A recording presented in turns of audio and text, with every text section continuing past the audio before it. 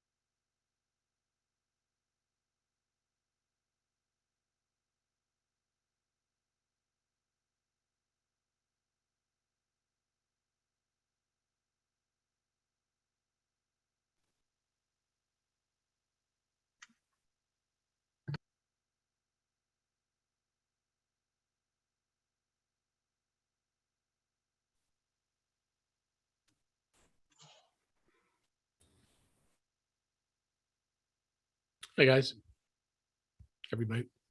Good.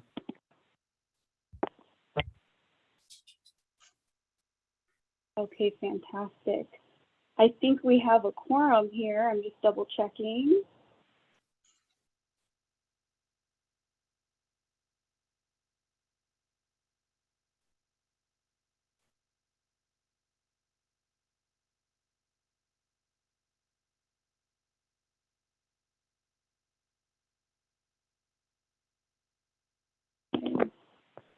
I'm going to step out for a quick second. I'll be right back. All right, we'll begin momentarily. Cami, Jonathan Jordan in the list of attendees, can you promote him? I sure can, yes. Thank you.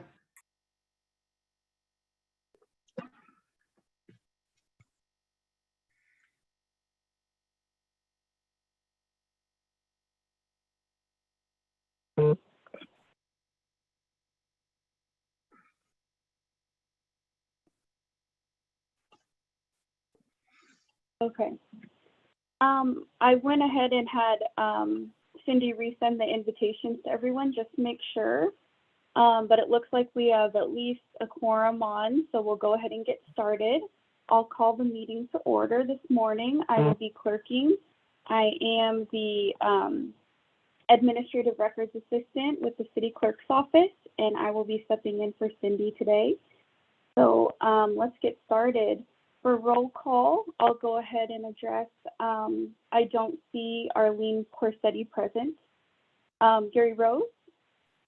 Here. And Mario Trinchero? Here. And Mark Smithers? Here. And I don't see Peter McRae. Sean Mayer. Here. And Walter Nirenberg. I thought I saw him earlier. Okay. All right, so welcome to our first meeting, everybody. It's nice to see everyone. Next on our agenda, we have our public forum, which is an opportunity for the public to directly address the committee on items of interest to the public that are not listed on the agenda. Any person addressing the committee should provide his or her last name and address and limit comments to 4 minutes. Because of restrictions imposed by the Brown Act, the committee may not engage in substantive discussion nor take action on matters not described on the agenda. And I'm looking at our list of attendees and I do not see any raised hands, so we do not have any public comments. And then next on our agenda is the reports by staff and board.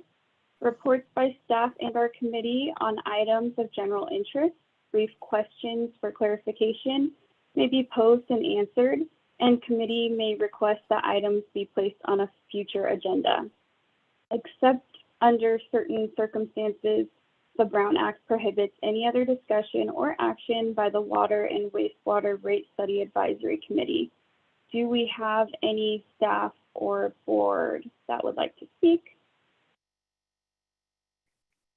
And I do not see any hands. So we'll move on to item 5.1 in our new business.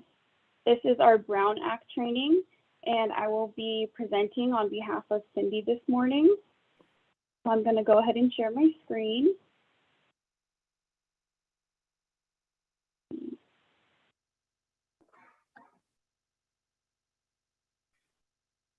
Okay.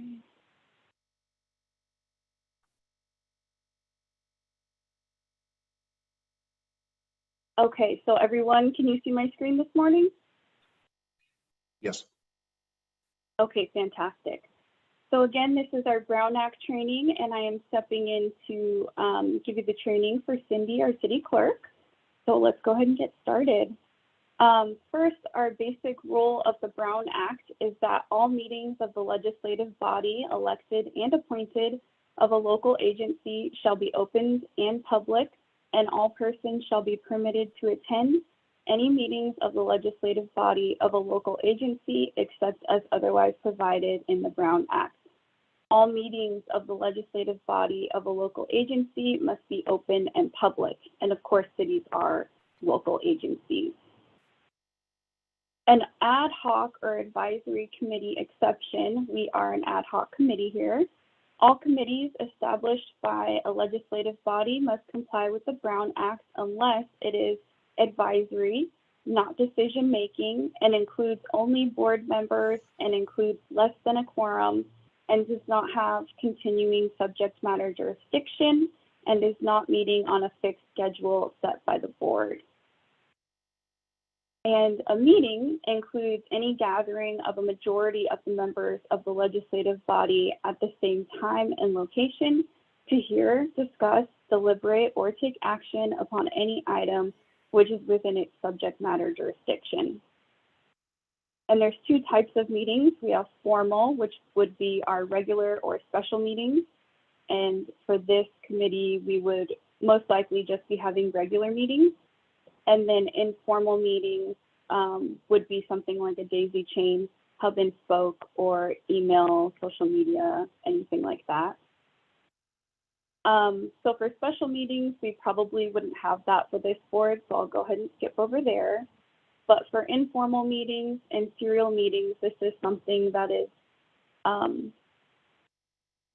we have three different examples here of just things that we would not recommend for our committee members. For example, we have a daisy chain, which is members contacting other members, and that would be considered a serial meeting, so we would not advise that. We also have a hub and spoke, which is an intermediary, such as like a staff member or developer or applicant, having contact with a quorum of the members to collectively discuss an action that would be taken by the legislative body. And then we also have use of email and other technology or social media by a majority of the legislative body to discuss or deliberate or take action within the body's jurisdiction, and that also violates the Brown Act. So we would not recommend doing either three of those informal or serial meetings. Recommendations for email. We advise you to avoid sending emails to the whole legislative body, and if it's necessary, to only provide information and not solicit a response. And just to be careful and mindful as replying to emails, do not communicate your position or make a commitment on a pending matter, and do not direct a reply to a majority of the legislative body. Think carefully before sending any email, and remember that your email can also be forwarded to others to a majority of the legislative body. Something to be mindful of when you're sending an email is it's always a possibility that this could be on the front page of a news article. So just keep those things in mind. So in regards to non-meetings, an employee or official of a local agency may engage in separate conversations or communications outside of a meeting in order to answer questions or to provide information, just so long as that person does not communicate to the members of the legislative body the comments or the positions of any other member or members. Attendance by a majority of the members at a conference that is related to the business of the agency that is open to the public, provided that a majority of the members do not discuss amongst themselves the business of a specific nature that is within the subject matter jurisdiction of the agency, and attendance by a majority of members at an open and publicized meeting organized to address a topic of local community concern by a person or organization other than the local agency, provided that a majority of the members do not discuss amongst themselves the business of a specific nature that is within the subject matter jurisdiction of the agency. So those would be considered non-meetings. And in regards to non-meetings, attendance by a majority of the members at a purely social or ceremonial occasion, provided that a majority of the members do not discuss amongst themselves the business of a specific nature that is within the subject matter jurisdiction of the agency. And attendance by a majority of the members at an open or a notice meeting of standing committee of that body. Again, provided that the members of the legislative body who are not members of the standing committee attend only as observers. And then here we have our agenda requirements and description. And again, as I mentioned earlier, we would just be having regular meetings. We already have them set up I think that we have 4, and if other than that, you would be notified. So this is for regular meetings. We would say we need to agenda post the requirements. We have our description, which is limited, and then we also have public comment and non-agendized items, and then also adding items to an agenda. And then for non-agendized items, action or discussion on any item not appearing on the posted agenda is generally prohibited, but members may only briefly respond to the public statements or questions, ask for a question for clarification, make a brief announcement, make a brief report on his or her activities, provide a reference to staff or to other resources for factual information, or to request that staff bring a report back to the legislative body in a subsequent meeting. The legislative body can also direct staff to place a matter on a future agenda. And meeting documents. The public has the right to review agendas and other writings distributed to a majority of the legislative body. And of course, this would probably be under a public records request, so a fee or a deposit would be charged for a copy of that public record. And all writings must be made to the public.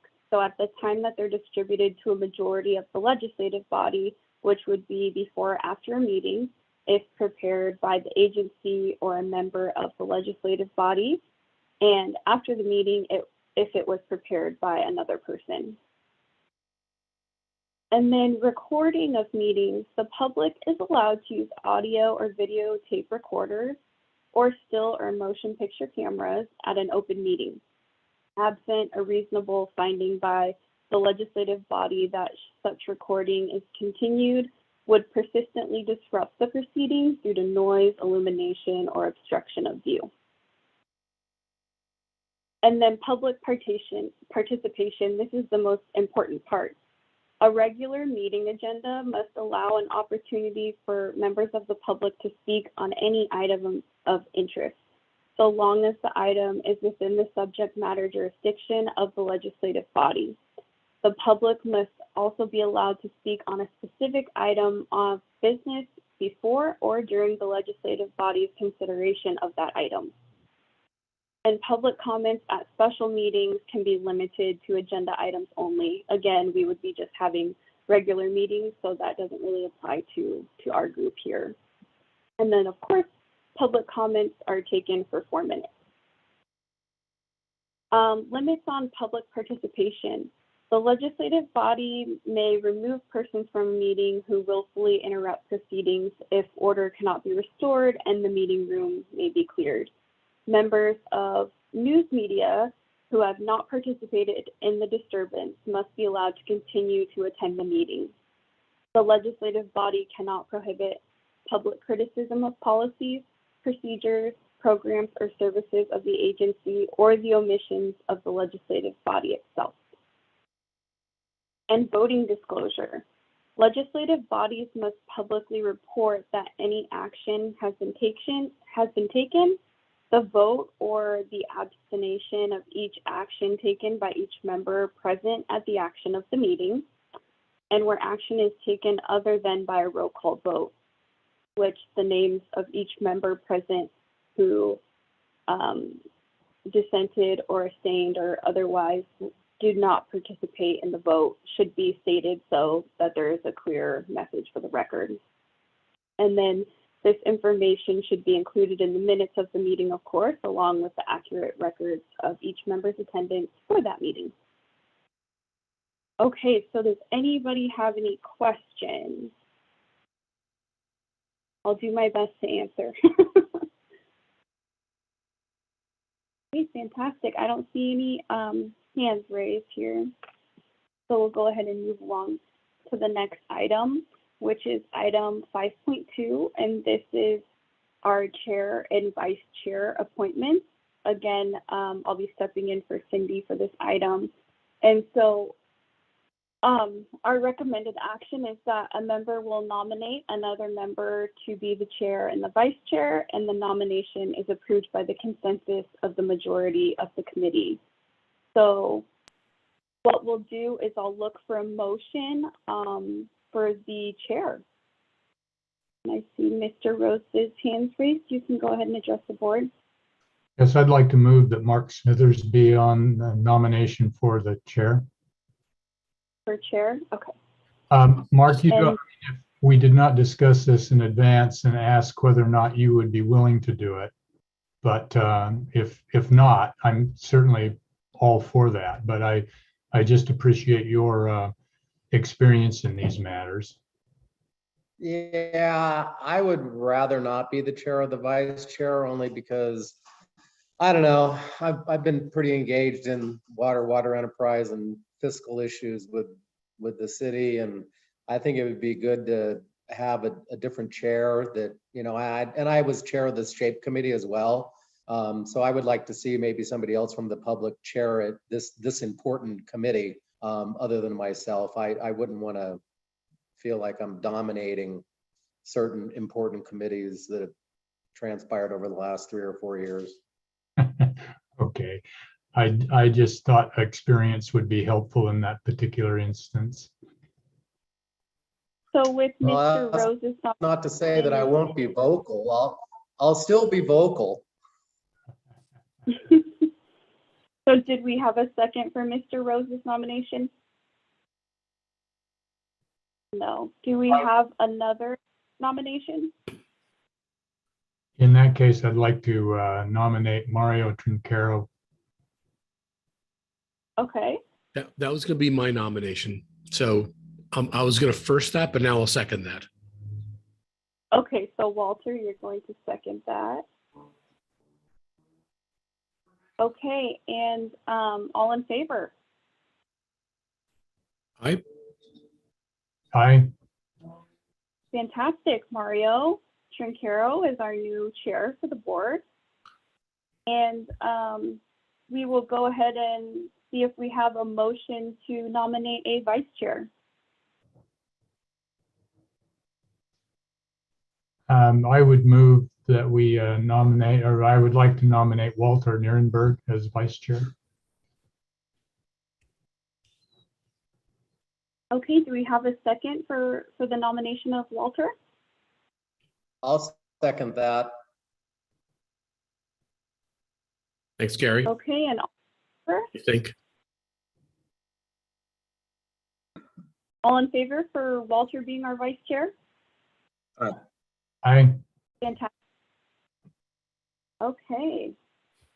Well, welcome everybody. We now have our chair and vice chair, and I'll go ahead and turn over the meeting to Mario and let him continue on with our item 5.3.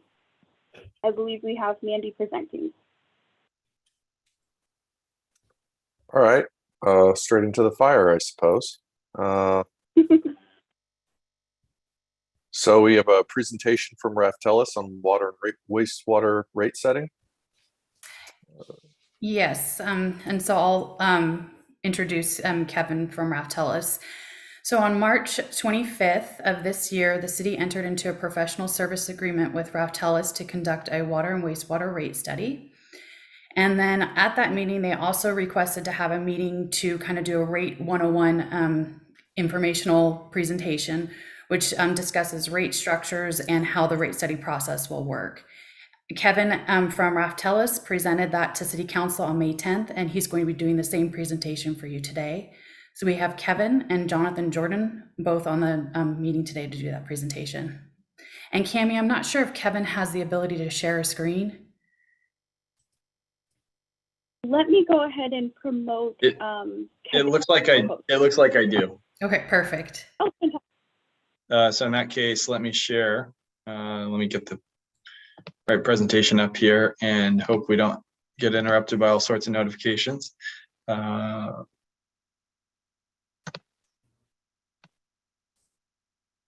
it does say host disabled participant screen sharing. Okay, just hold on one moment. I'll go ahead and promote you.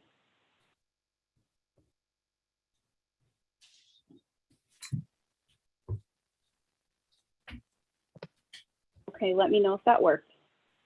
It did. Yeah, there we go. All right. Well, good morning, everyone, and thanks for joining us. Not just today, but as a committee, as we go through this process. As Mandy mentioned, my name is Kevin Kostick from Raftelis. If you had perhaps you joined the earlier City Council meeting in May, you would have seen me present similar, or actually the same deck there. So we've got a lengthy presentation today. I might move quicker through some items and maybe a little slower in others. But here's our agenda. So we'll do some introductions, talk about the rate study process kind of at the macro level. And then we'll talk about our primary components, our primary tasks. So financial plans for both utilities or both enterprises, water cost of service and rate design. We'll talk about drought rate design. We'll talk about sewer cost of service and rates. And then we'll preview some policy objective discussions and some homework that we'll have for you in the future, and then talk about our schedule.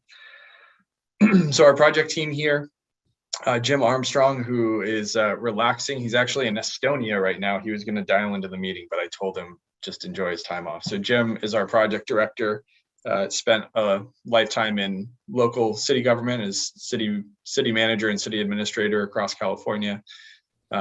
I'm the project manager. I've been doing this for about 8 years in California, working with agencies all up and down the state on all things water, wastewater, groundwater, recycled water.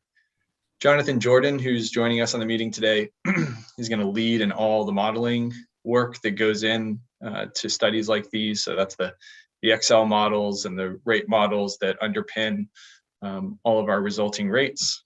Matt Wittern and Gina DePinto, we're going to be kind of co-leading communications and outreach. We have a lot of community engagement work down the road as part of the study, and communicating what the study entails, different values of the community, how that factors in to decisions made in the rate study. And then Sudhir Pardiwala, who you see in the right-hand corner there, is our technical advisor for the study. Sudhir has been at rate work in California for 40 years now.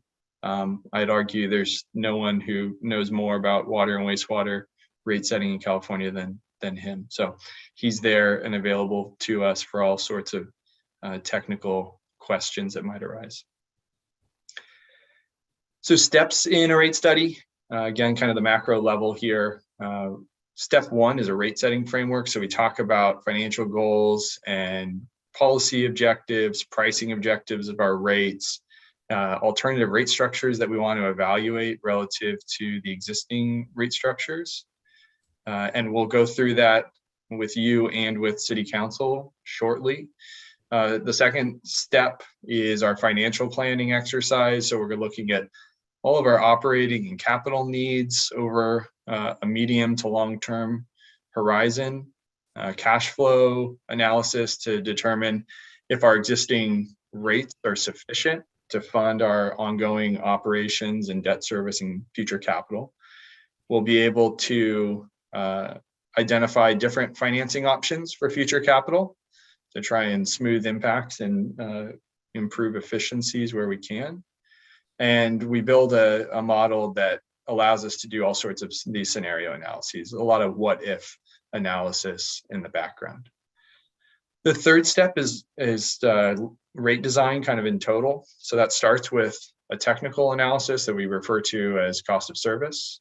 Those are where we take our what we call our revenue requirements. Those are really our costs, and we say, how are those costs imposed on different customers, or rather, how do different customer classes impose costs to the utilities to serve them? And then we look at how do we recover those costs from different customer classes, and that's our rate design. And then steps 4 and 5 are really tied to the legal requirements in California. So the first is our substantive requirements in the state. We want to document the study report. We want to review that with legal counsel. We want to make sure that we have a very strong administrative record for the city's utilities. And then that last step is really the procedural requirements at the end of the study, which is we're required to notice every connection that would be paying the charges. And then we hold a public hearing where the city council can adopt a future schedule of rates if there is no, what we call majority protest. So under Proposition 218, which is the statute that governs rate setting in California, each individual connection has the ability to say, no, I don't like these rates by protesting them in a manner at the end of the study between noticing and the public hearing. I saw a hand up, so I wanted to pause here. And Yeah, can I ask questions during the presentation? Yes.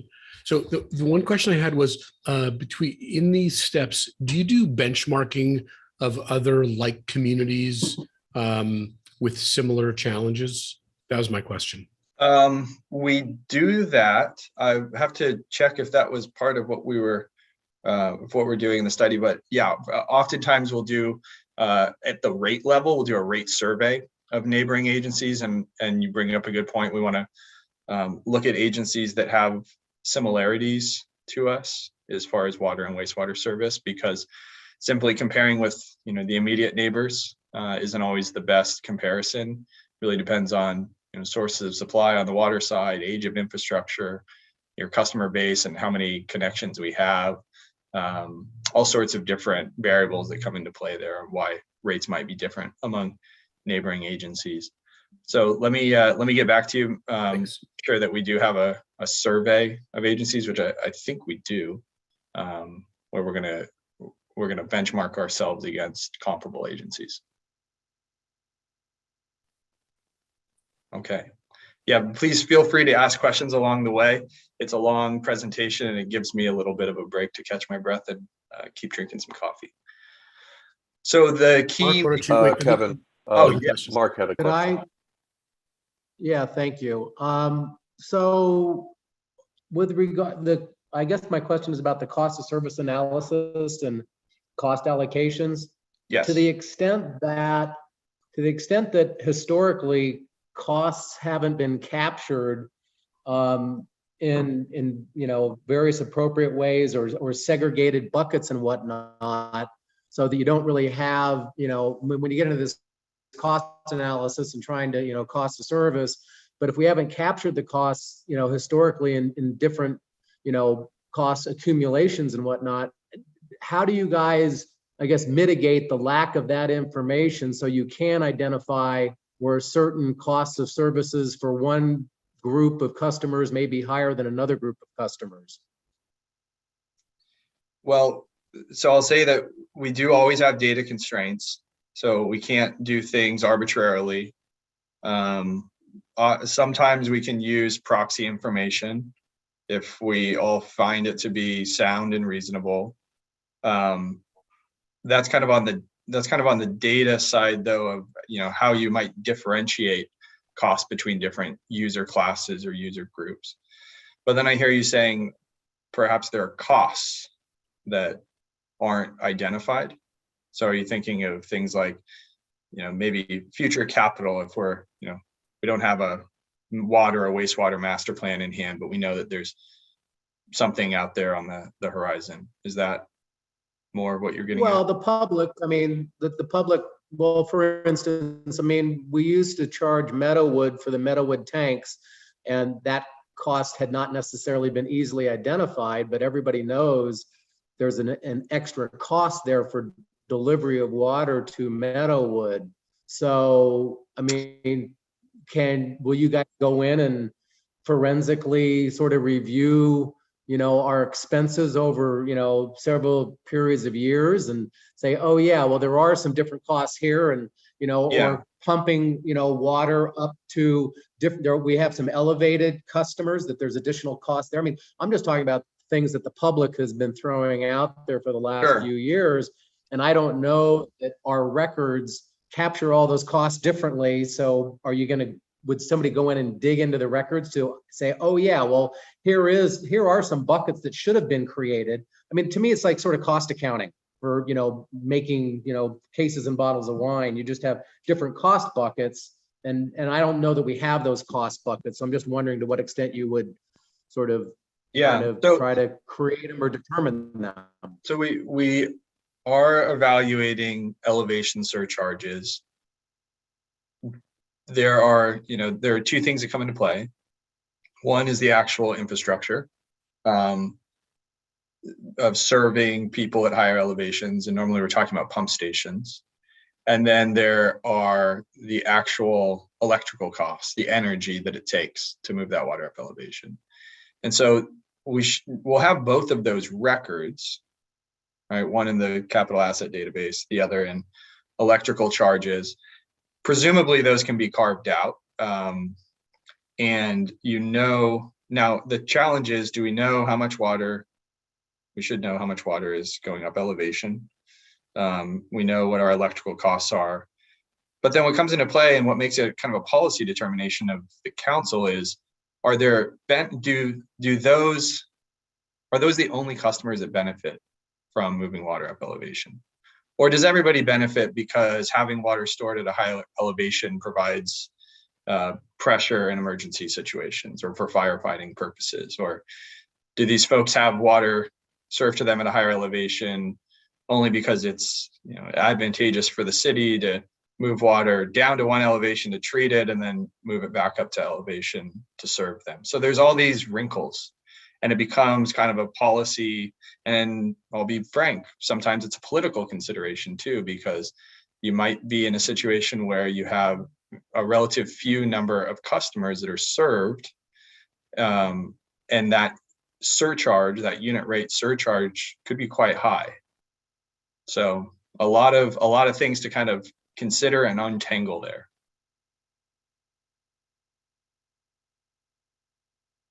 I see another raised hand. Okay, it was a general question. So it sounds like you guys will identify certain things and try to at least do some investigation if the costs haven't been accumulated, in a certain manner. So, I mean, you answered my question. That I think you guys will go ahead and try and, figure it out. Yeah, I'll just, the short answer is the evaluation's on the table and it's something we're going to investigate. I saw a hand. It might be, I don't know if it was lowered. Yeah, I continue to raise my hand. I don't want to interrupt your presentation at all, and I know these types of questions will just keep kind of coming up, but I do have some very specific questions. In fact, a list that I had sent to Cindy because I didn't want to just muddy the waters. But at some point, I would like to know how we get those types of detailed questions to you. They're very specific about specific parts that do fall under your presentation, certainly, but something that's more involved than answering during a presentation. So I guess my question is, what is the best way, being a neophyte on one of these committees, to get these questions to you and to the other members of this committee? If I might jump in here. Gary, any questions like that, you can send them directly to me, and then we can determine whether it's something that could just be answered via an email or if we should put it on a future agenda. Okay, and I did send them to you, Mandy. I don't know if you got those or not. Whether or not they become agendized or not, I don't know. The problem is that we've got 4 of these meetings, and this is going to move very quickly. So I'd like to get them out in the open as soon as possible, and then Raftelis can either answer them, or maybe city staff can answer them or attempt to answer them. Maybe you just tell me we're not going to answer that question, or we don't have the ability to answer that question. That's fine too. But can I depend on you then, Mandy, to figure out the best way to get these distributed to Raftelis and the other committee members? Yes, you can. And I did get your questions this morning, and we did kind of look over them and felt like most of those questions could be asked during this presentation, or they might already be answered by some of the things that Kevin is going over today. Okay, should I just wait until the presentation is finished and then run down the list? Absolutely. If there's questions still outstanding, yes. Okay, thank you. You're welcome. So what governs rate setting in California? Well, we've got cost of service or cost-based requirements on all things water and sewer. Prop 218, that's going to govern really everything that we do in this study. And those are related to property-related services. So water, wastewater, solid waste. So that's Prop 218. Prop 26 is kind of the subsequent thing that came after Proposition 218, which further just defines what is and is not a tax in California. And so Prop 26 exemptions are things like regulatory type fees or government service type fees. And then California Government Code 54999 and some code around there governs things like developer fees, so one-time payments for service. So we're going to be living in the 218 world, which is a cost of service requirement. So our utilities are effectively a very expensive not-for-profit. We take the revenues that we need to recover just to recover our costs, and we allocate those on a cost basis to our user classes and subclasses. But what we need to do is balance that with water conservation, which is also in the state constitution, just like 218.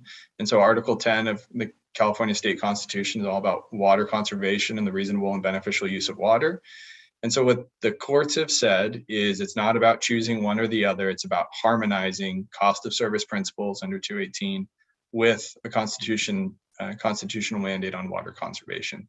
And so those are kind of our boundaries legally as we go through the study.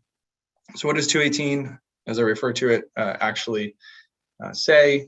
Well, we can't collect revenue beyond what we need. We can't use that revenue for any other purpose other than what it was charged for. So can't move water revenues out of water for some arbitrary reason or out of wastewater for an arbitrary reason. The fee can't exceed the proportional cost of service. That one's a bit vague, and that proportionality term has been litigated in California. No charge can be imposed unless it's actually available to the owner. And then the last one is the procedural requirements I referred to. So that's, we have a study in hand, we have proposed rates, we have to notice everybody, it says parcel, that's really every connection on a municipal water or wastewater system. And then we have to have a 45-day minimum protest period prior to any public hearing where rates could be adopted if there is no majority protest. And I see a raised hand.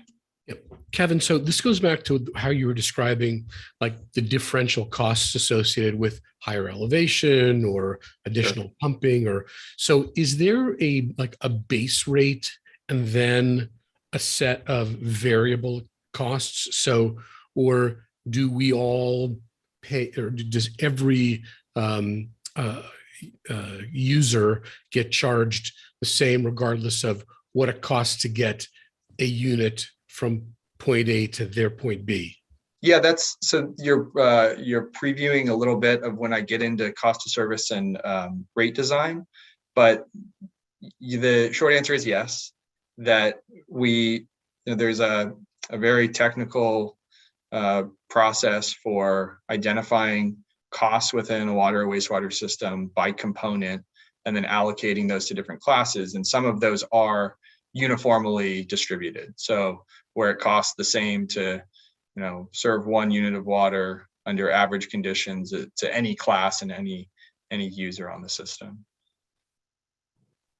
Thanks. I don't know. Not sure if I fully answered that, but have some visual aids down the road here in the presentation. A complicated question, so that's all right. So famous within the last decade at least, case study on San Juan Capistrano. So the Capistrano Taxpayers Association, which actually included, I think, 1, if not 2 city council members, sued the city over its rates.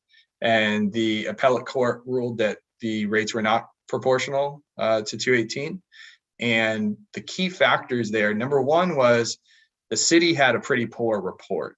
A judge is not going to want to get into the weeds of an Excel model. That's not very helpful. So what came out of San Juan is saying we need very strong documentation where somebody can go through the report and do the math from the budget to the final rates and everything in between. The second item, and this makes rate setting in California unique, is that the city had multipliers to justify the rate. So they basically said, this is how much it costs to serve single family residential customers. But then when we develop tiers, we're going to set tier 1 at X, tier 2 at 2X, tier 3 at 3X. But there's no cost of service within the tiers, right? Where it's really just it's whatever you want in the tiers at that point. And what the court said was, no, if we have tiered rates, we have to continue cost of service principles through those tiers. So we identify the cost to serve each of our different classes of customers. And then where we have tiers, we have to make sure those are cost of service based as well. So let's move on. We're going to move into financial planning. So an illustration here of what we do at the highest level. So we say, what are our revenues? Operating mostly being our rate revenues. And we have some non-operating revenues. Maybe they're one-time, maybe they're lease income, late fees, et cetera, et cetera. Expenses, O&M, capital, debt service, and then we have our financial policies, which drive our reserve funding, and then our debt covenants as far as, do we need debt service reserves? What's our minimum coverage requirements, et cetera, et cetera. So we take those, we build a long-term financial plan, basically a giant cash flow model with underlying assumptions, and that tells us what are the annual revenue needs of each utility. So in the schematic here, starting on the left, all of our inputs, so things like customer connections, billed water use, our revenues, our capital plan, our beginning cash position for each utility as well. And then, as I mentioned, what does the capital funding look like? So what are our capital needs generally, based on the plan? And what does that mix look like? So how much is going to be cash funded? How much might be future debt service? What are those debt covenants? And then the fiscal policies, again, what are our cash reserve policies as adopted by the city council? And what are our debt service coverage minimums that we have to meet, or a target that's been set maybe higher than minimums by the city council? And again, that goes into a cash flow and says, on an annualized basis, how much do we need to recover through our rates to be whole? And Walter, I see a hand up. Yeah, and if I'm asking too many questions, just tell me to shut up. So does the capital plan, is there such thing as like a reserve? So if the capital plan says pipes are going to deteriorate at this rate, does the rate structure include a reserve plan for future infrastructure? And Yes. So the cash reserves will have a capital component to it. And so those are based on different things. Sometimes it's retrospective capital. Sometimes it's a prospective, 10-year, what's our 10-year R&R, that's repair and replacement program. Sometimes, as you alluded to, it's we want to fund some multiple of annual depreciation to make sure that we have funds set aside, either to fully fund a year or two of capital, or to be able to say, award contracts more quickly than maybe we had anticipated, or there's an opportune time for a project where, you got to tear up a street for some reason. And instead of tearing it up a year or two later and, angering everybody on that street for putting in new pipe that year, you move it up a year or two because you have the cash on hand to do so. So that does all factor in. so do we have, or is there a reserve budget in place? Mandy, So- would you be able to speak to your existing reserve policy? Yeah, we do have a policy in place for that. For water, it is roughly 83 to 106%, which is equivalent to 10 to 14 months of cash. For wastewater, it's roughly 50 to 37%, which is about 6 to 8 months of cash. And that appears somewhere in the city P&L. It's basically their city council's policy.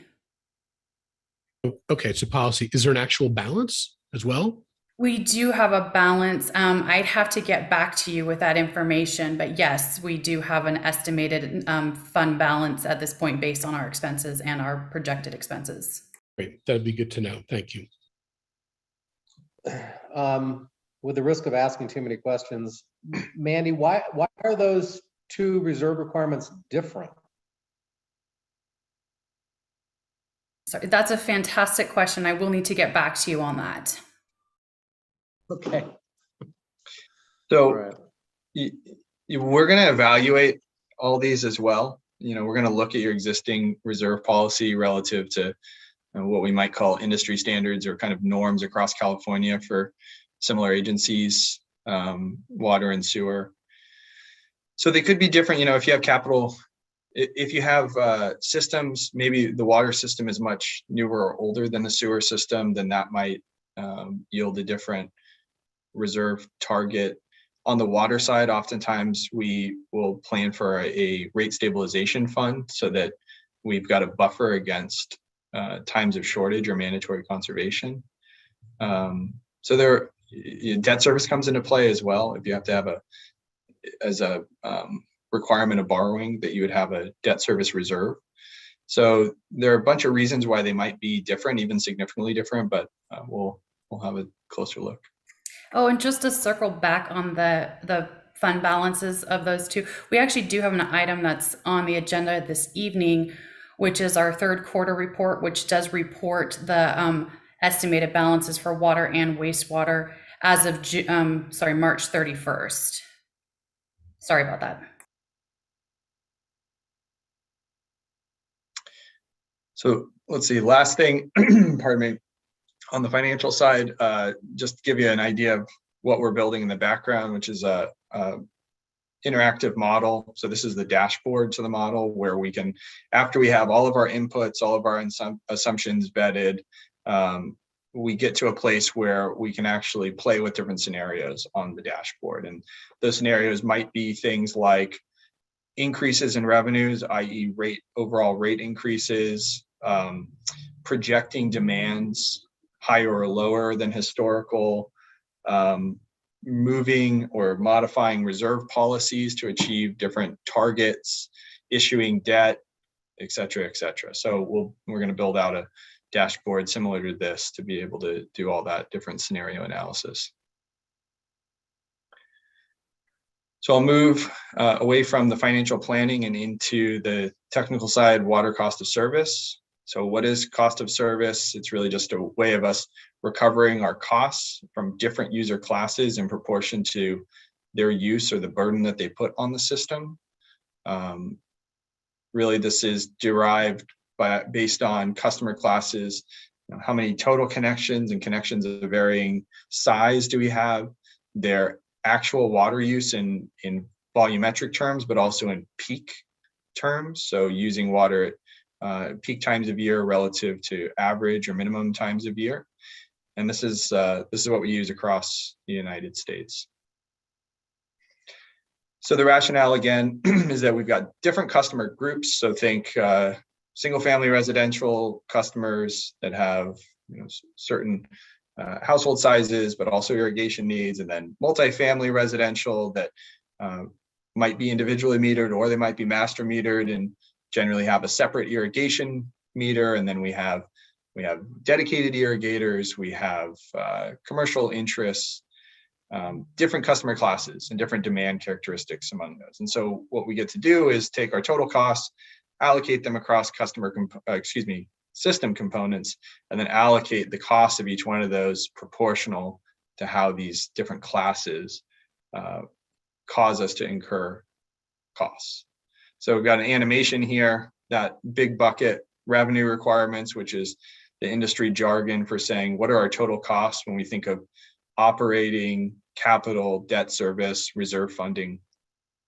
We allocate those to our different system components. So this is the water system illustration only, but we've got supply costs, base delivery costs, which would be delivering water under average daily demand conditions, conservation, and then extra capacity costs.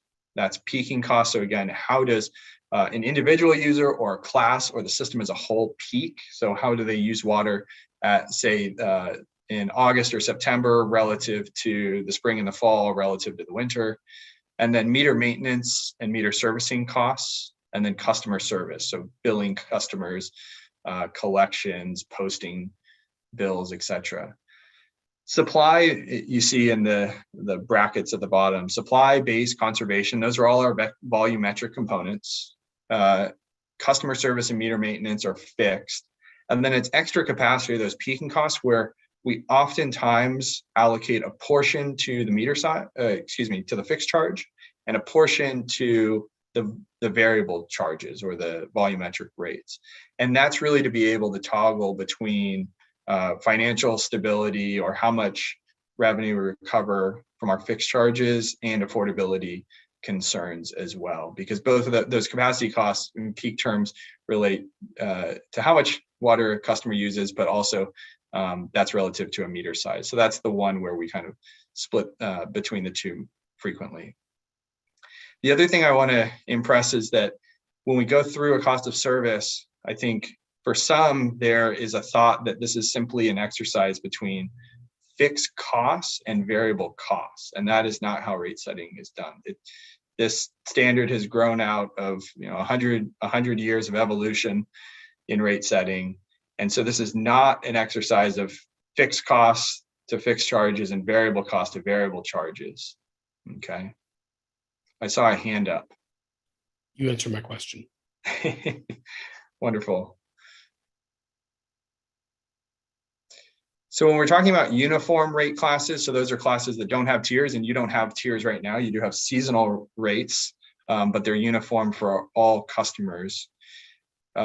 When we have a uniform rate structure, it's simply identifying those unit costs from the prior slide and then summing them up for the commodity rate. So we would say the unit rate of supply, the unit rate of delivery or base costs, the unit rate of extra capacity costs that are allocated there, and the unit cost of conservation. And that becomes our total rate. When we get into tiers, we go through a similar process as this, where we say, okay, well, we know the unit costs at the class level. Now let's derive the unit costs at the tier level. So let's go into rate design, and we'll talk a little bit about that. So showing here is your existing schedule of rates. These are your current water rates. So most residential connections at that 5/8, 3/4, and single family 1-inch size. So you have a service charge that's fixed, but it varies by meter size, because larger meters are able to draw more water. They tend to use water more on average, and they're able to draw peak demands from the system much higher than smaller meters. So we differentiate those by hydraulic capacity, or how much water can flow through the meter instantaneously. Then you have private fire charges. So these are for improvements or certain types of customers that are required to have fire lines, private fire protection service, 4-inch, 6-inch, and 8-inch you see there. There's currently a rate for raw water that's shown in water. The rate is very low because it's shown per gallon. So there's a raw water rate. And then we have our treated water rates. So again, a uniform rate for every class and every customer, but it is seasonal. It differentiates between off-peak, which is really winter, and peak, which is really summer. And then to take it one more step, you've got times of drought, or drought like a surcharge on top of those, which changes the rates once more. See 2 hands raised. Just my first question was on the private fire line size. Does that include multifamily units that have sprinkler requirements, or just large volume capacity to commercial? So traditionally, those would be captured in multifamily, provided they have private sprinkler systems, private fire protection service. I haven't been in the weeds of the data to know, but maybe Mandy knows that off the top of her head, or even Jonathan. Yeah, it does not include the multifamily. That's actually built into their base rate. So if they require a larger meter to provide that fire service, they're paying for it that way. The fire service that you're seeing there is just for fire service only, and it's typically with commercial accounts. So that's something we'll probably investigate because you may or may not know that fire protection has been in the water news in California for a year or two. A couple of different cases making their way through the courts, but one which was interesting because it was a defendant class action lawsuit, or basically tried to name any and every water agency in California as a defendant. And so, there's been a lot of scrutiny in rates generally in California over the last, say, 10 years, and everybody's got their little place to pick, and this has been one of the places where people have been picking. So we'll do our homework and tidy things up here. Yeah, my question regarding that was based on Prop 218, and it's actually in your presentation that if the service is immediately available to the owner of the property, it would look to me like a private fire meter at 4, 6, or 8 inch would be subject to the same rate as whether or not if water was used or not, since it was immediately available. Right. And so the subtle difference here, and it's probably not the only difference, but it's the one at the top of my mind, is that with private fire lines, it's in addition to a domestic connection, right? So all of these connections also have a domestic service with, they're captured in one of these categories up here. Maybe they have a 1.5 inch meter. And so that's captured on its own elsewhere as for providing water service. And then the private fire line charge itself is what we carve out additional to that. So when we go through our cost of service analysis, we look at things like the storage system, and we look at the distribution system, and we look to documentation that we have on how those were sized, and we carve out the amount of capacity in the water system that's dedicated for firefighting. And we look at that and we say, how much is there for firefighting? And how much is for the public hydrants you see on the street, and how much are for these private fire service connections? And so I guess the subtle difference there is that the fire line services are for fire flow, and it's basically saying, what have we built into the system in tanks and upsized pipe to provide fire flow in times of emergency? Okay. So we'll go through a little bit of a rate structure evolution. In the beginning, we had flat rates for water service. So think of, well, what would be a good example? Maybe an old ditch company or a mutual water company where, everybody who took water from the system just paid X dollars per month. Didn't matter how much you used. We didn't have meters. You paid a flat rate. Well, it's really nice for the agency because the revenue's obviously stable and it's easy for everyone to understand, but obviously inequitable because we don't differentiate based on use. We have no conservation signal, and it's not affordable for any sort of essential use if there was. So what do we get next is we get a uniform rate. So now we've got meters in the ground, we've got a fixed component, and on the water, the volumetric side, we have a uniform rate. So we're still providing revenue stability for the agency. It's fairly administratively easy, especially in 2022. And it's easy to understand. People know I'm paying X dollars per unit of water that I use. But there's a weak conservation signal there, right? Because we're not, everybody's paying the same unit rate for their water use. And it's not necessarily affordable for essential use. Because if we were to be able to differentiate between tiers, then rather than a uniform rate, which is basically an average rate, you would have the first tier that's lower and a third tier above the second tier that's higher. So then we get into seasonal rates, which is actually what you have. So it's really taking that uniform rate and differentiating it and coming up with kind of the precursor to a tiered rate, right? So you pay a higher unit rate in the summer for that peaking, you pay a lower unit rate in the winter. So it does promote conservation in the summer, and it's fairly easy to administer for an agency.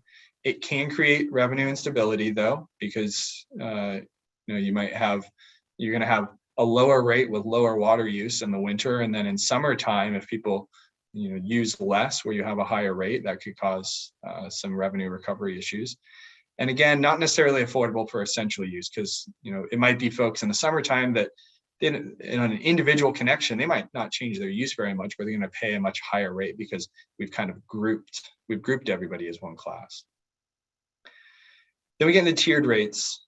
So now we're promoting conservation as we step through tiers with increasing rates through those tiers. We can promote affordability for essential use. It's become easy to administer for customer information systems and billing systems.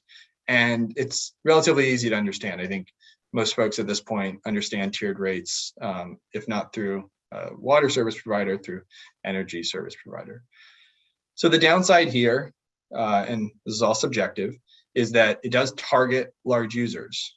So by the nature of being a large volume customer, whether you're efficient or inefficient or not, you're going to pay the highest rate for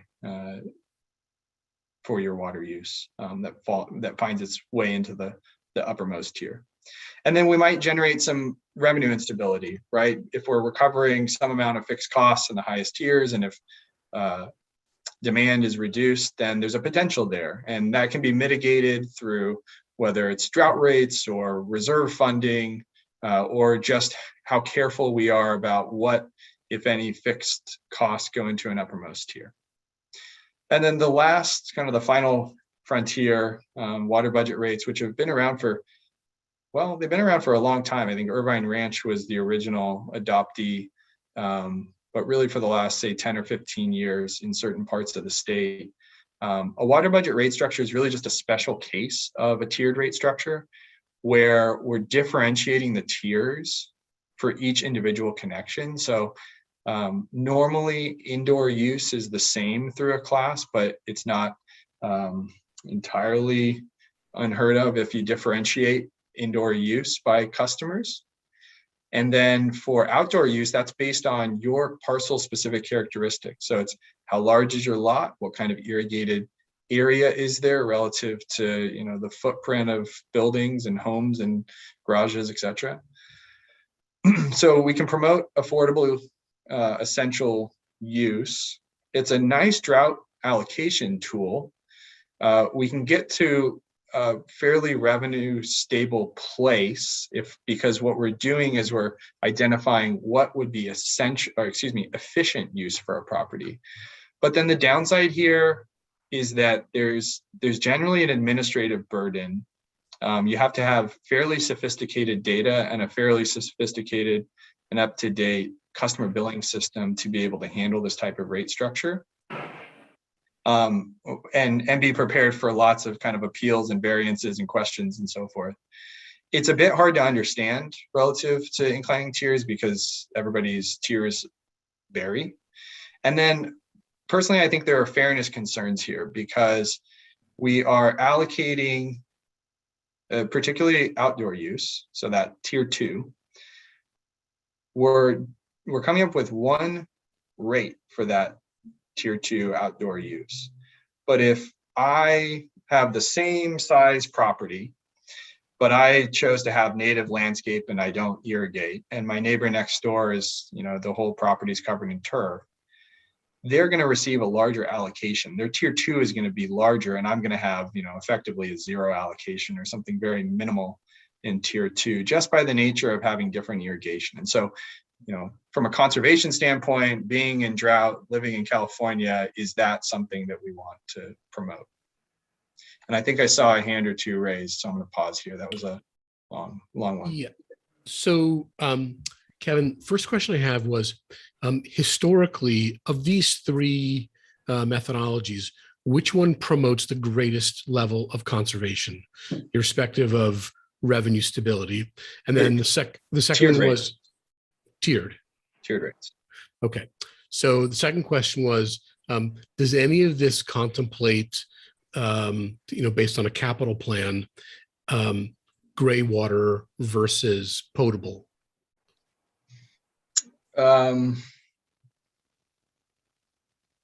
No, but that would, if we're talking about future recycled water, that would factor into all of these.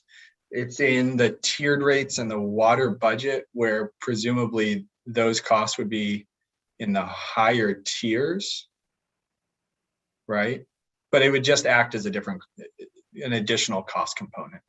So I don't think there's anything that, if you're talking recycled water in the future, that would find its way into only one or two of these. I think it would, whether it's uniform all the way through water budget, you're going to capture that cost. It's just where is it recovered? How is it? Thanks. So I'm going to get into tiered rate options. And when I say options, what I mean is, how do we define those tiers? So, if you say you want to evaluate tiers, what do we have to do? We have to say, well, how many tiers do we want to have to begin with? And that's partially a policy decision, considering customer understanding and our sources of supply and how what the messaging looks like. Sorry, there's some sirens going behind me. So how many tiers do we want to have? And then what do we want those tiers to look like? So how much water do we allot in tier 1, in tier 2, in tier 3, and then if there's a tier 4? Generally, we don't see anything more than 4 tiers at this point. And I really like 3 tiers. I think it's a pretty simple story to tie things towards indoor, outdoor, and then greater than use. But we've got discretion. So the first would be if we based our tier allotments based on source of supply. So let's say we've got 3 sources, and we say, okay, we want to take the volume of water that we receive from our lowest cost first source, allocate that to every connection. How many units of water per month do we get?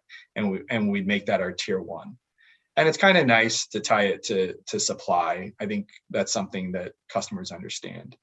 The challenge is oftentimes we either have just a little bit of water from a low cost source, or we're kind of grouping sources of water, trying to group them with similar costs. And that generally doesn't work out very well. It may, but what I've seen, oftentimes it doesn't work nicely. So then the next one is to look at peaking. And so we say, okay, let's look at a customer class. Let's look at single family residential, and we look at their demand patterns. We know monthly use, and we'll say, well, how much do we use in kind of let's say the dead of winter versus seasonal spring and fall versus say summer or peak period, and use those demand characteristics to identify our tiers so that we're kind of grouping by the demand patterns in the class and capturing most fairly for most customers. And then the last one would be based on efficiency targets. And this is kind of mirroring to some degree. It's trying to capture some of the data-driven stuff from water budget rate setting, but leaving out kind of the things that could be potentially unfair of, well, the guy who's got all the grass gets more water at the same rate as a guy who's got native landscaping, right? And so here we'd say, well, what based on efficiency standards, so the state, we're currently at 55 gallons per capita per day. There's talk, I know that's ratcheting down, and I think there's talk long-term of finding ourselves well into the 40s. So we'd say, 50 to 55 gallons per person per day, our average household size. We do the math and convert that to a monthly allocation, and that's our tier 1. And what's nice is when that aligns pretty well with peaking. And so we say, well, what are people using in the wintertime? And then we relate that to efficiency targets, and they're about the same. We're like, great. So either way, we get to about the same number, and it's a nice check that folks are efficient with their indoor water use. And then the second one would be, or the second tier, if we went the efficiency route, would be to kind of identify, using local information on average property size, average irrigated areas, et cetera, to determine what would be an appropriate or fair tier 2 allocation for outdoor needs. And then in that simple, where it's indoor, outdoor, or winter, summer, for our tiers 1 and 2, then we're saying everything greater than that falls into tier 3, and tier 3 that's our uppermost tier. We don't have more than 3 tiers. We have 1, 2, and 3. So a couple examples for you. We removed the names here to protect the agencies.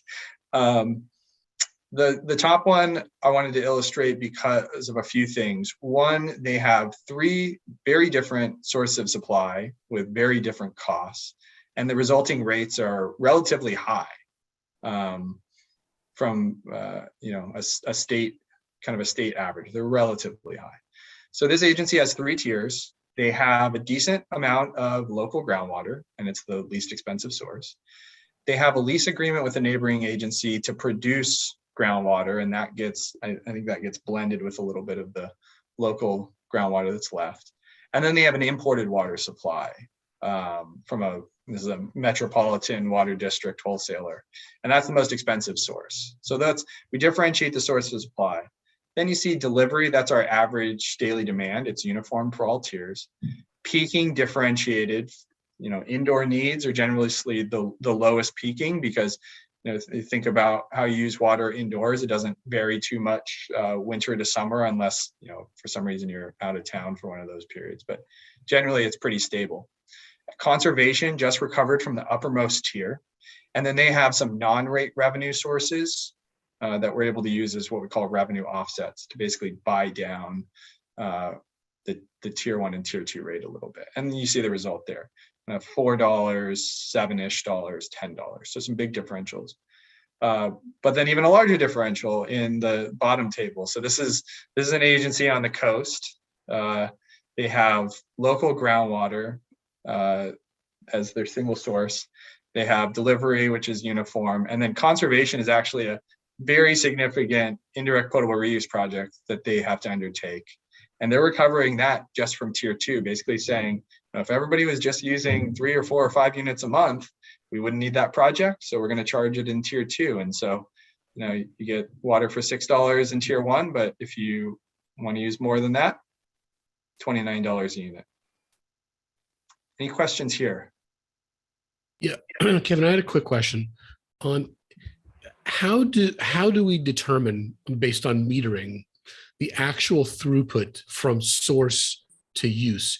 In other words, if we are to come up with a blended rate, is there a way to do like yield management to say pay to have, I wrote it down here, to have expensive sources during normal use and lower cost sources for peak? Would that create an appropriate blended rate?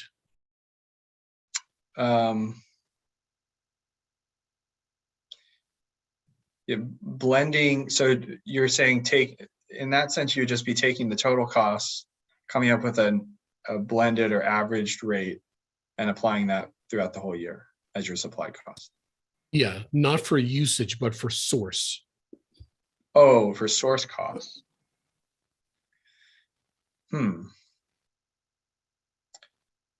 I would have to think about that one a little bit more, because I don't think there's a concern with still allocating the lowest cost water to the lowest tier necessarily, because it's available. But that's a weird world where our expensive water is in the winter and our cheap water is in the summer. I'd have to think through that one a little bit more. Thanks.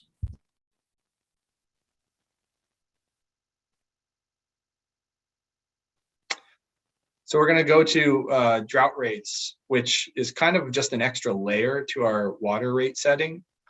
So what we're saying is, okay, we've got our base rates, air quotes base, that's non-shortage rates that we derived in the last section of this presentation. And so those are normal conditions. But when we go into shortage, what happens? Well, we have mandatory conservation, which means we're reducing use, which means we're reducing revenues. And we might also have some expenditures one time that are related to drought or shortage, right? So it might be that we have to go out and do something. One example I love, my neck of the woods, I'm in Santa Barbara, is during the last drought, Kachuma Lake, which is one of the primary sources of supply for everybody down here, it got so low that the lake level was disconnected from the intake, and it couldn't be gravity fed any longer. So they had to put a barge in the middle of the lake with a pump system. And so all the agencies that pull from the lake had to share in that cost. And so thinking about what are these one-time costs that might be incurred too. So this is the progression we have to think through in drought rate setting. How does my supply change? How does my demand change? How much is it going to cost us overall? So again, the cost is the net revenue loss. So how much do we lose relative to non-shortage conditions when people reduce their use and those one-time expenses? And then we have to think, how should those costs be recovered? So do we do it as a uniform rate? Do we put it on a fixed charge? Do we simply carry through any tiered rates? And so these surcharges are proportional. And then the last thing is, well, how do these decisions, how much it will cost and how we recover it, how does that affect customers? Because people will be different, impacted differently, depending on the customer class, depending on if they're a low volume or high volume user, et cetera. Let's see, I talked a bit about this, but I'll just hammer home some points. So demand reduction, where are we going to expect cutbacks? How much? We generally have guidance from drought contingency plans of saying phase 1, phase 2, phase 3, or stages, so forth.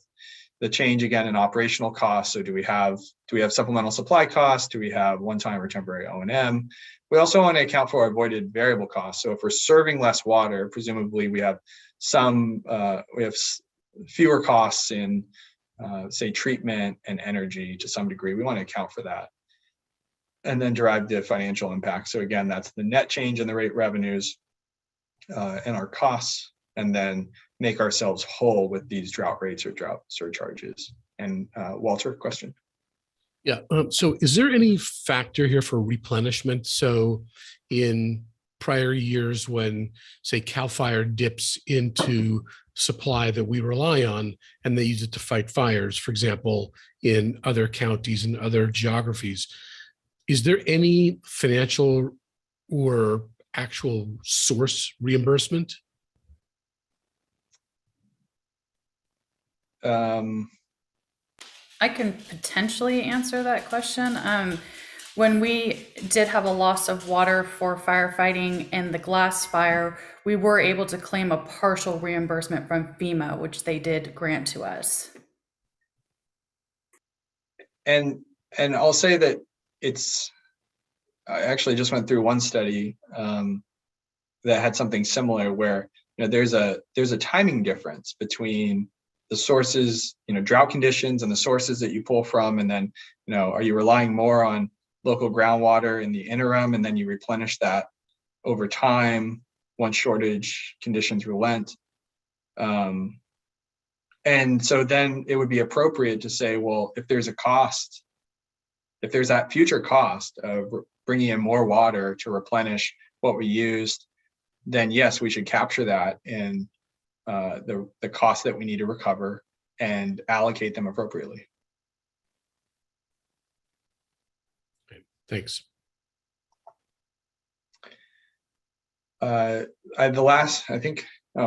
Those didn't show up well. One thing I want to make clear on drought rates is that they are rates. So these are not penalties. I know, we worked with the city last spring and summer about the phase 2 condition when penalties were in effect. And so penalties themselves they're not rates, which means they're outside of Prop 218. And we're not intending them to be a revenue generating mechanism, right? They're supposed to be punitive. They're supposed to be a violation. They're not based on costs, and we're not trying to recover revenues. We're trying to stop things behaviorally. Drought rates are rates subject to 218 because, again, what we're doing is we're identifying the cost of the shortage, coming up with essentially a secondary rate structure to generate revenues. And so we have to make sure that there is a nexus between the costs that we incur and the service and the rates. So just to say that drought rates are rates and they're extension of rates under Prop 218. Mark, question?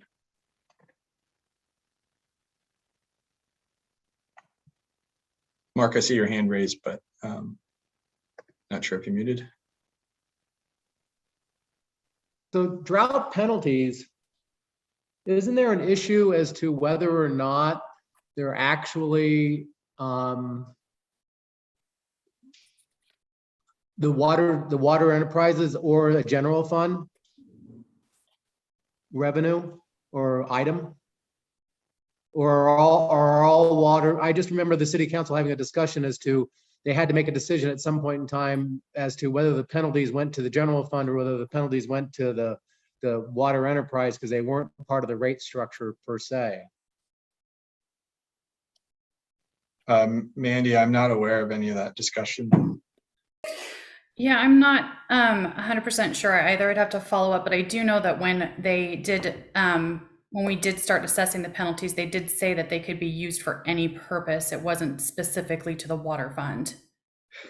Right. That's why I'm just wondering, because again, I mean, if we end up with a penalty structure as part of this rate study, I think the policy should be clear as to where we think they should go, or whether or not we're just gonna leave that open-ended in the future. Because I mean, we're gonna have future droughts, so we may end up having penalties in the future. And I haven't heard where they've actually made a conclusive decision. And I think we still have like $3 million of penalties to collect that we haven't collected yet, I think is the number. That's So, correct. I mean, yes. there's still a question as to when those monies come in, do they go to the water department? You know, and are they part of this whole review, and assuming that those monies are available for capital projects or whatever for water, or, you know, have we not, we need to definitively, I think, decide that at some point in time. And I guess, so anyway, I guess that's an open question, but, and Mandy, you answered my question. I guess we don't know the answer yet. That's correct. And I know that April had been working on a staff report that's going to be on a future council agenda where we are going to be discussing the collection of the water penalties, what process we'll have in place for that. And then at that time, it may be also a time for discussion on what to utilize the penalties for. Okay, thank you. I'd just like to jump in to make sure we clarify that there are two types of penalties we're talking about in drought conditions. There's going to be a penalty or a surcharge applied to the water people purchase, but there'll also be an enforcement charge, and that is the penalty that Mark is referencing, where we have not necessarily collected all of it yet. And that is not money we necessarily get to collect. That does go through our water commission, and they do have final say as to whether or not the penalty is reasonable or not. So it's not a reliable form of income and not necessarily going to be related directly to water production. It's related to behavior.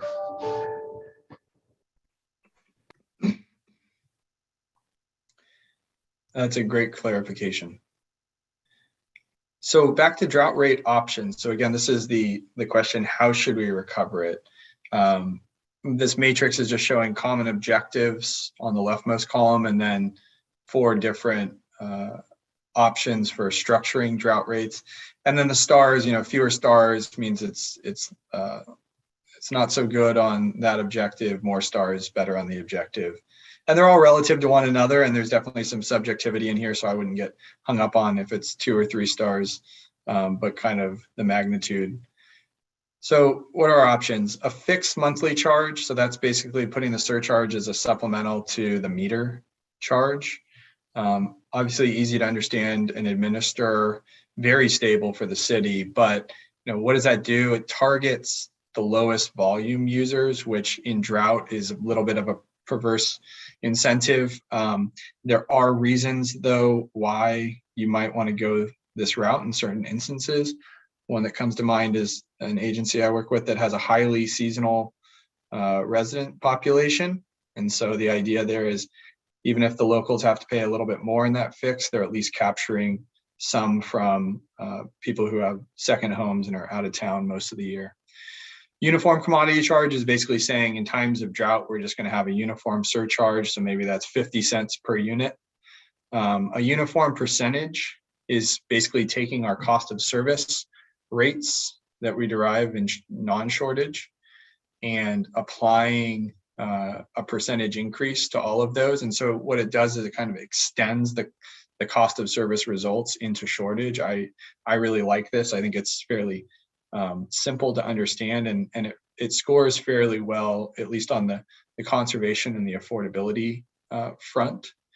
But it would introduce a little bit more revenue instability, as you'd still have tiered rates in shortage. And then an inclining commodity charge, that's really saying we're gonna have a unique, wholly separate tiered rate structure when we're in shortage, to be able to do really specific things. So maybe that's exempting a certain amount of use in tier 1 entirely from a surcharge, because those are folks who aren't imposing any sort of shortage. If everybody was using only tier 1 water, we wouldn't be in certain conditions. So that one's a little bit of a trickier one, and we don't see it too often. This just a list of some hypotheticals based on the prior slide, in case I wasn't clear. So monthly fixed charge is saying something like, $12 for a 3/4 inch meter. A uniform commodity charge would be saying something like $1.40 per 100 cubic feet for all units of water, doesn't matter class or tier. Uniform percentage, again, is saying we're going to just put a percentage increase on the existing rates and rate structure. And then an inclining commodity charge, again, is saying something like exempting a tier 1 and then deriving new rates for additional tiers. And again, hypotheticals only. So we'll turn to the wastewater side, which is a little bit simpler actually by its nature. Well, in certain ways it's more complicated, in certain ways it's more simple.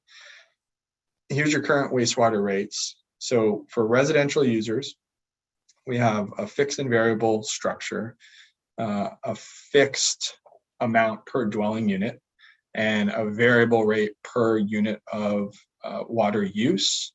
And that is based on average winter water use. That way we're trying to back out and account for as much irrigation water as possible.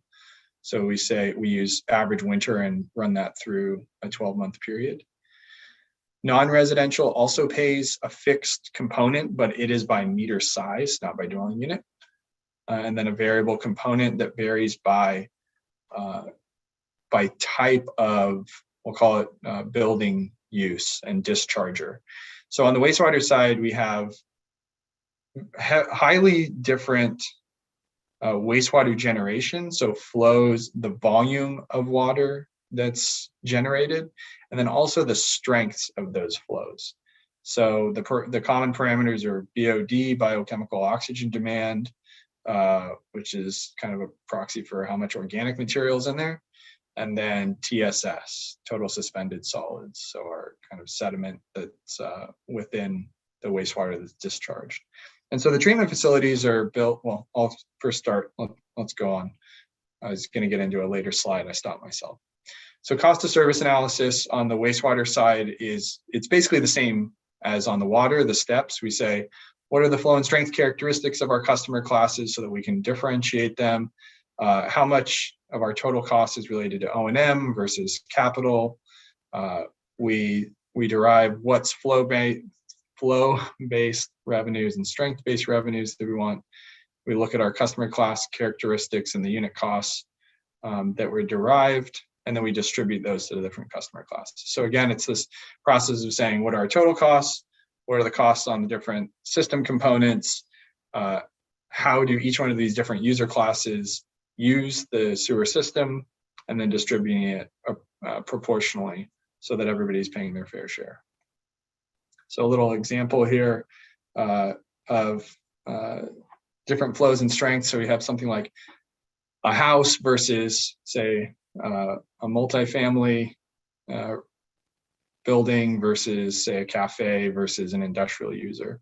And so again, everyone's going to be generating different volumes of wastewater and the strength of the wastewater that has to be treated at the wastewater treatment plant. So the collection system is built entirely for flow, right? The strength. I'm curious to know if this changes in the future with low flush toilets, but historically collection systems are built entirely for flow. The treatment facilities are built for a combination of treating the volume of flow, so how they're sized for capacity, and the strength, the treatment processes that are required to treat certain different strength parameters and pollutants that come into the treatment plant for disposal. Step 3, again, is we allocate those revenue needs. So we take our costs and we say what's flow-based, and then what are our strength parameters, BOD and TSS. And then steps 4 and 5, again, is saying how much do we need to recover from a specific class for their flow and their strength. And that's how we differentiate those rates based on the cost we need to recover and the flow and strength that they generate. Okay. So pretty quick on the sewer side. I'm going to pause in case there are any questions there, and then we're going to go to our last item or two. So policy objectives. One thing we want to do, we're going to be doing this with the City Council and with you in the future, is to talk about our objectives when it comes to reserve policies, but then also our pricing objectives on rates and trying to get some bounds on what we prioritize to help us evaluate different options on rate structures. So the first would be talking about financial policies here. So what are our goals of having financial or reserve policies? Well, really what we're trying to do is mitigate financial risk, right? Risk in all sorts of places. One being rate or revenue instability. So again, time of year and drought conditions, demands declining. We've got revenue instability generally on the water side throughout the year. And then certainly when we go into shortage conditions, we mitigate that to some degree because you have drought rates, but that's always a concern anyhow. Emergency situations. So asset failure, what happens if we have a main break, if we lose a well, if there is a natural disaster, if we've got earthquake or fire or flood, right? Looking at those events. And then just the volatility in working capital. So, the city's got vendor bills to pay and contracts to pay throughout the year that they have to pay on a routine basis, and revenues aren't always coming in exactly evenly. And so we want to make sure that we've got cash just for working capital purposes. And then other objectives or goals of reserve policies might be to achieve or to maintain a certain credit rating for future borrowing, or to determine what might be the most opportune time to borrow in the future for capital needs. Question, Walter? Yes. So are incoming water and wastewater revenues commingled with general fund, or are they, okay, so the volatility of working capital for the city is really only ascribed to working capital for water and sewer? Yeah, I'm sorry if I said the city. I should have said the city enterprises, the water enterprise and the wastewater enterprise, which separate funds. Yes. Okay, thanks. Yeah.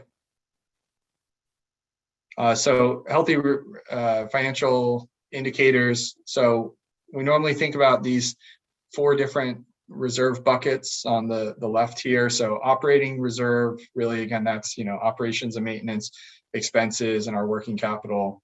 A capital reserve, again, so we can award contracts quickly if we need to. We can move projects up, or at least have flexibility in timing, perhaps even better terms.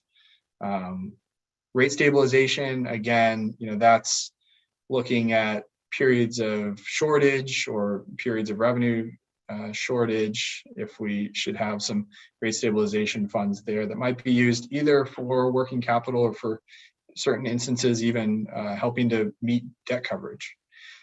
Emergency, again, in case of asset failure or natural disaster, which too many agencies are having to deal with lately.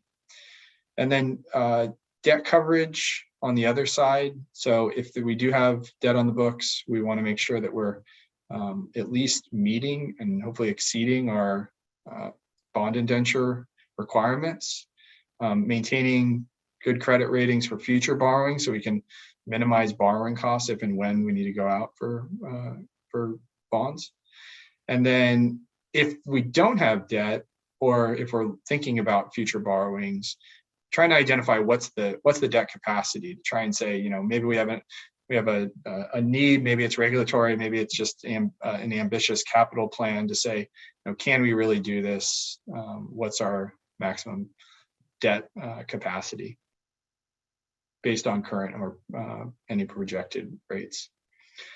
So we think about pricing objectives generally, and this is going to factor in a bit to the kind of financial plan and the reserve policy discussion down the road, but also into the evaluation of different rate structures and how we structure rates. We think about these different objectives. So we have things like revenue stability and affordability, defensibility of rates, conservation. And the key here is that there are a lot of things that we care about, but we can't prioritize them all. And we have to go through some sort of prioritization of what is most important to us, because as you might see here, there are several things that are trade-offs, right? So one thing that comes to mind is revenue stability. So we could have a rate structure that has a uniform rate and has really high fixed charges, and we never have to worry about revenue shortfalls, but that is probably going to impact affordability, right? Because we're not going to be able to let people control their bills to a greater degree, or to avoid certain costs if we had a lower tier one, et cetera. So there are trade-offs that we have to make. And this next slide just carves out a kind of the most common of these 8 and puts some kind of sub-objectives to them about, you know, when we say conservation, are we really talking about reducing our annual demands on the system? Or are we really just saying we want to go after water waste, or do we have an incentive to try and shave summer use for some reason? And so, you know, giving a little bit more context. And we're not going to solve this today, but this is more of a preview for our next meeting. And I think I saw a hand up if you want to. Yeah. So if you can go back to 47. So is there a way to, can you model, if you were to weight either all these objectives, is there a way to model an outcome where if we say, all right, the most important thing is conservation and affordability, and revenue stability is the least important thing, can we weight each of these criteria such that we can see what the outcome would be based on different weightings? So what we're going to try and do is narrow that down with input from you all individually, and see where we end up as far as our ranking, and kind of what's at the top of the list, 1, 2, and 3, so that we can come back with a few different options. Now, we're not going to get into a place where we're kind of going through, a dozen iterations of this and trying to do that a dozen times in the rate model, because we'll all get lost and cross-eyed very quickly. But what we'd like to do is take the most important, say, top 3 or so, and be able to say, okay, well, we kind of know our parameters, and let's give you 2 or 3 or 4 options that maximize conservation or maximize affordability. And we can kind of see, partly mathematically and partly just, gut check of what that does to financial stability or revenue stability.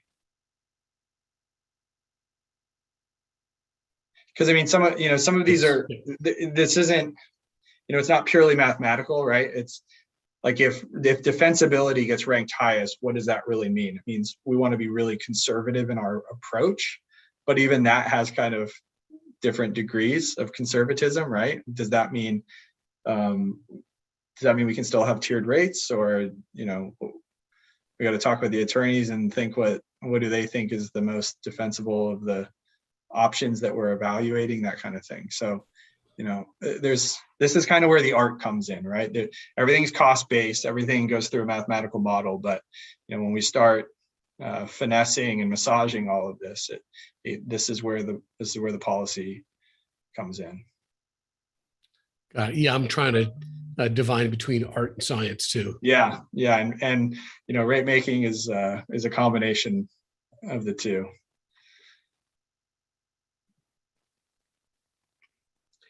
So I think we're on are we on our last slide? Yeah, we are.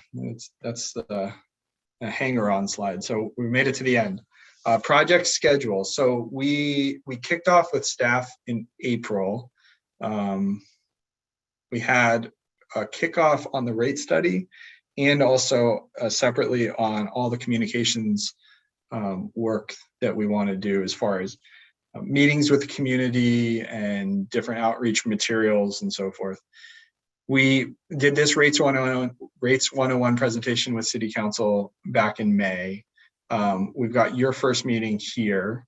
And then the intention is to circle back with you and City Council about these last couple slides we went over, which were the pricing and policy objectives. And then the summertime is really getting into us doing all the modeling. So we're still aggregating data from staff. We're starting to build out the financial plan model. We're starting to look at the capital plan that was provided to us to review. And then the summer is going to be Jonathan, who's on the call, and other staff kind of pounding out models. And then sometime in the summer, we would like to have a community meeting kind of before we get to where we would have rates to discuss more of the process and what goes in, and it's a bit of a meet and greet. And then the idea here is preliminary rates. We've gotten September, we're slipping a bit.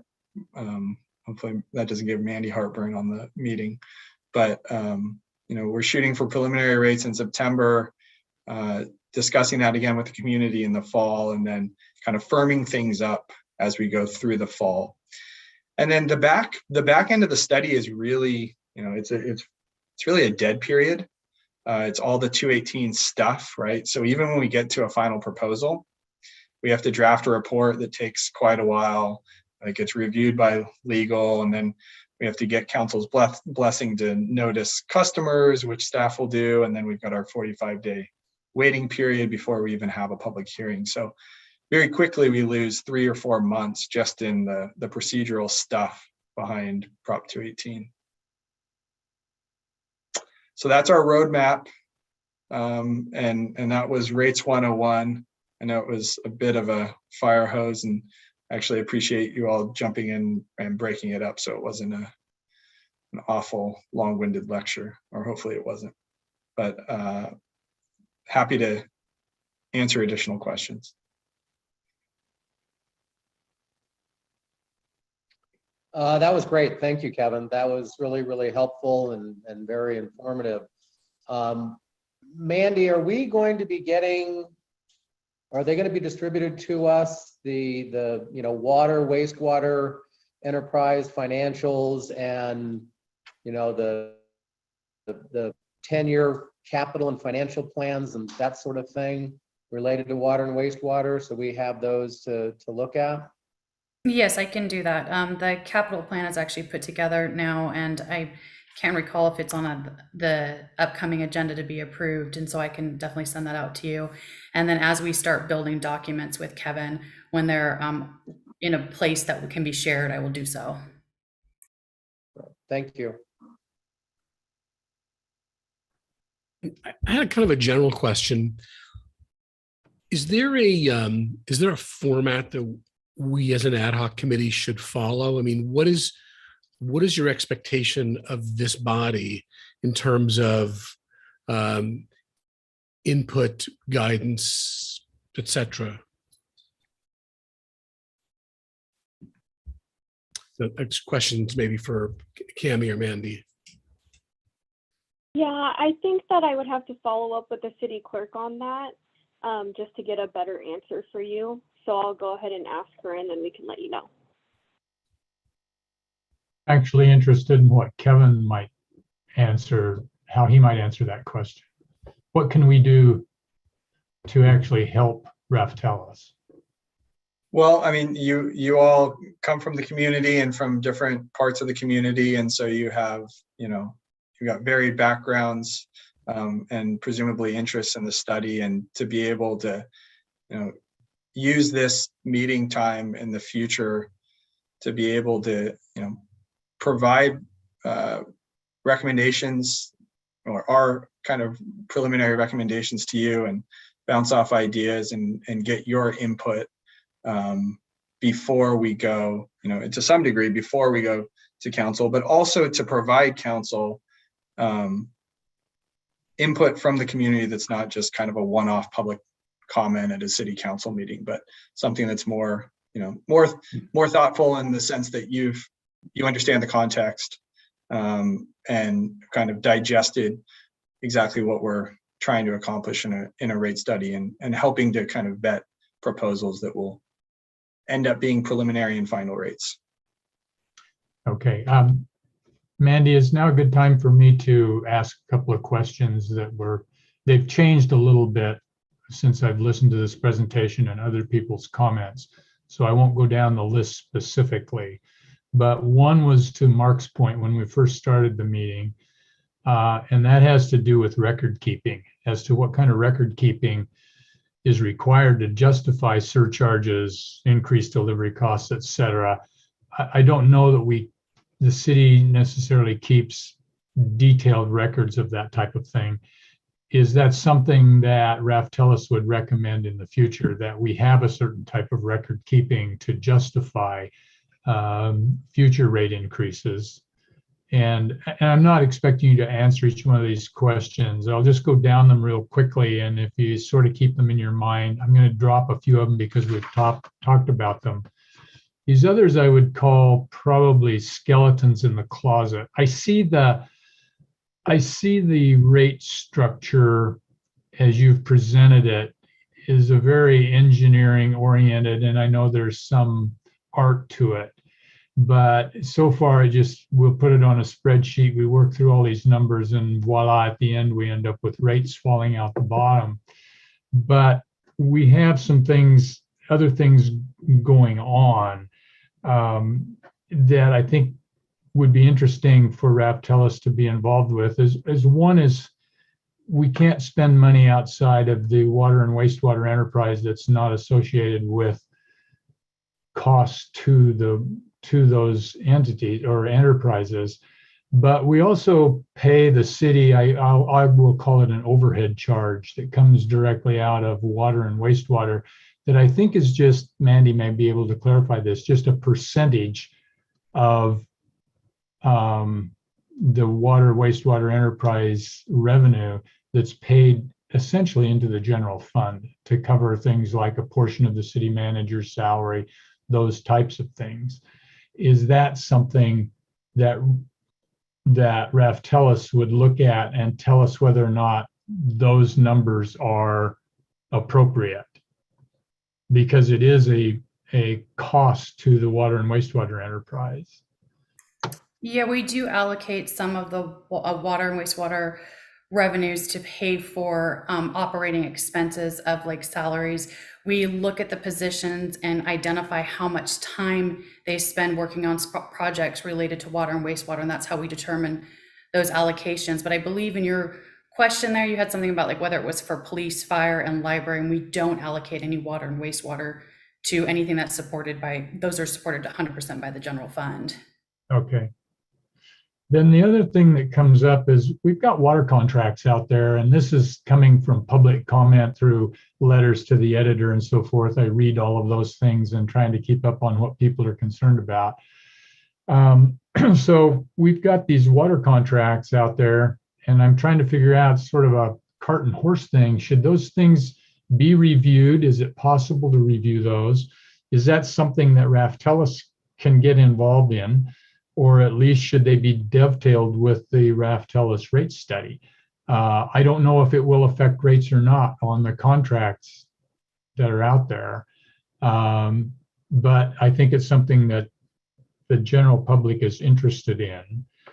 And then we have also got the situation where based on some things in the paper lately, of CIP projects that were funded under the 2011 and 2016-17 rate studies that are not completed, and yet, and they may have additional costs associated with them. I'm curious as to how or whether or not any of those costs, if they get carried over, if those get factored into being paid for under this rate study as well. I don't know, are we going to pay twice for some of these things, I guess is the question. So I will leave it at that and just say that I think that there are some skeletons in the closet that we need to get out to Raftelis as to how do we handle some of these items. And a lot of them are city type things, but they will affect the future rates or may not affect the future rates if at least they're not discussed. And Gary, I did forward your questions over to Kevin and Jonathan both, so we can dive into them a little deeper as well too. Yeah, as I read through them, they're not very well worded right now, and I would reword them probably after sitting through this meeting. They were done fairly quickly, but I think they get the general idea of what we're trying to, or what my questions are. I just want to make sure we get these types of things to Raftelis early enough that if they do affect the rate study, that they're able to have an opinion on it at least. Thank you.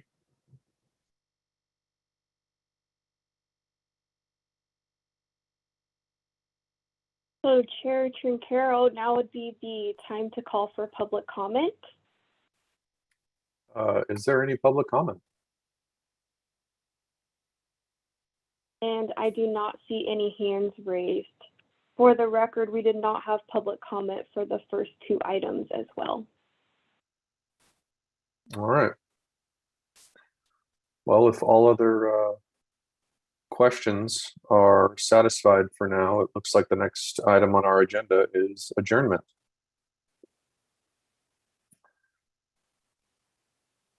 Thank you. Thanks, Rory. Thanks, everyone. Take care. Thank you. Mario, Yes. what's your mobile number? Well, that depends. When are you planning on calling me? Like between midnight and 3 a.m. In that case, I'll give you my work number. Okay, Suggest just a good For contact. email? I'm sorry, you're trying to say Or- something, Cami? I'm so sorry. I was saying I would suggest sharing those over email since we're still public. I'm going to go ahead and end the meeting. Okay, Sounds good. Is that okay? Let's see. Are we copied on other emails here? we're not copied. Okay, I can If- reach out to you. Yeah, Cam, I if you can just reach connect out. Mario and I together, great. That'd be appreciated. Thank you, Cami. Thanks. All right, absolutely. I'm going to end the meeting now. Thanks.